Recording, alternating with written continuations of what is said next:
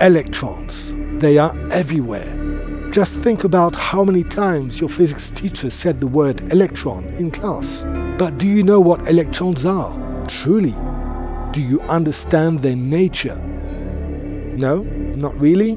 So fasten your seatbelts and get ready for quite a journey within the fabric of reality.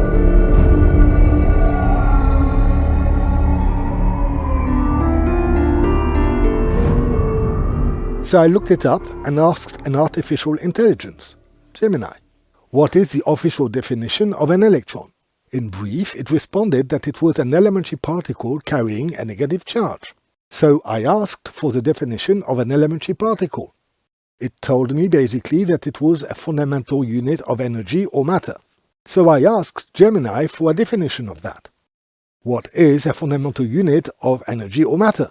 It answered that it was an elementary particle. Circular definition. To be truthful, I was kind of expecting that. We can't rely on AI here. We need to dive deeper in this to find an answer regarding the nature of the electron. So let's do this together and brace yourself. It is going to bring us into wild territory. Let's remind ourselves what is taught in school. The first picture you might see popping in your mind when you think about an electron is that of a tiny little sphere that can move around and that carries a negative elementary charge. This view of the electron comes out from the first solid model that humans developed for describing the universe around us, classical physics. It works well for the macroscopic world, but it does start to break down at smaller scales, such as that of molecules and atoms. Consider macroscopic spheres like tennis balls, and throw them one after the other towards a wall which has an opening of, say, a few times their diameter, something like 30 centimeters. An individual ball will either pass straight through the opening or bounce back on the wall.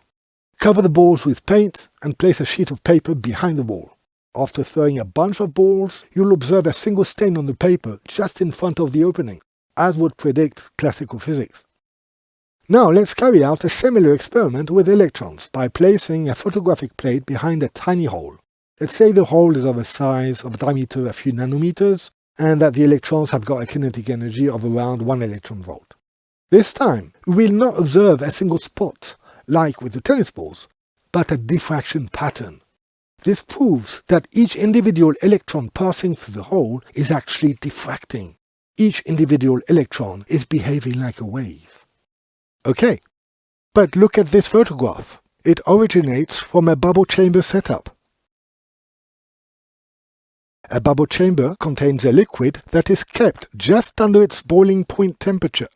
When a charged particle passes through the liquid, it vaporizes the liquid, leaving a trail of tiny bubbles behind it. Because the particle is charged, a magnetic field applied to this setup will subject the moving particle to a magnetic force perpendicular to its path. So the path of the particle will curl. Now, look closely at this section of the photograph. It looks like there are two particles coming out of nowhere. Well, this is the signature of an electron-positron pair creation, where a high-energy photon traveling towards the left transforms into an electron-positron pair. Remember, a photon is a particle that does not carry any charge. So, from this photograph, the path of the electron, therefore its position at any time, can be determined.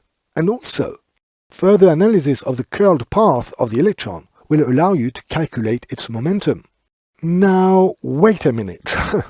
Path, momentum, position, these are all characteristics of a physical object, a particle. The mere existence of this photograph implies that an electron is a localized particle. That kind of conflicts with what I mentioned earlier regarding electrons behaving as waves, don't you think? All the experiments or phenomena I listed in this table imply that an electron will either exhibit a particle-like nature or a wave-like nature.